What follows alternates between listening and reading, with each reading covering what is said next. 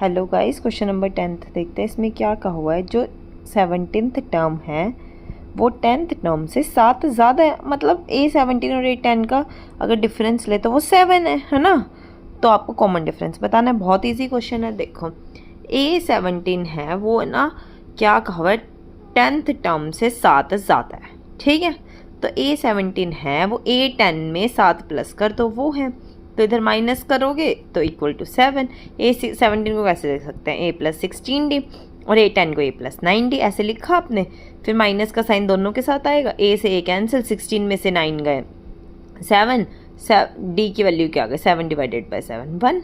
समझ गए। Question number 11 देखो। क्वेश्चन नंबर 11 क्या है, आपको कहा हुआ है AP दिया हुआ है, A दिया हुआ है भाई, D भी दिया हुआ है।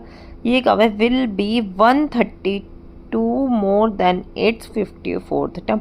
कौन सी ऐसी टर्म है, मतलब AN क्या होगा जो कि A54 में भी 132 प्लस कर दो तब आएगा। ठीक है, तो देखो A दिया हुआ है 3, D दिया हुआ है हमें 15 माइनस A2 माइनस A1 करके 12, A54 भी निकाल लो क्या आएगा A+53D करके, A भी दिया हुआ है D भी दिया हुआ है, आपने निकाल लिया 639 आया।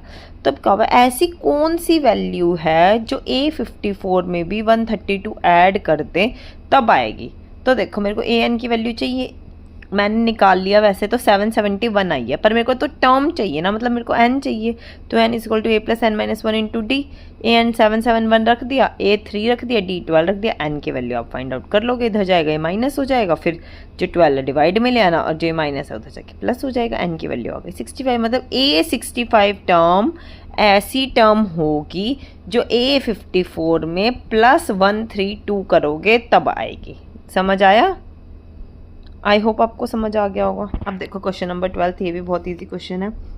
क्वेश्चन नंबर 12 का है, देखो दो AP हैं, एक मैंने A1 AP मान लिया, एक A1 डैश AP मान लिया। उन दोनों का सेम कॉमन डिफरेंस है, कॉमन डिफरेंस को D मान लो। ठीक है, अब ये क्या हुआ है, अब A1 100 करोगे और A1 डैश को 100 करोगे तो इनका डिफरेंस करोगे ना, माइनस करोगे तो वो 100 है।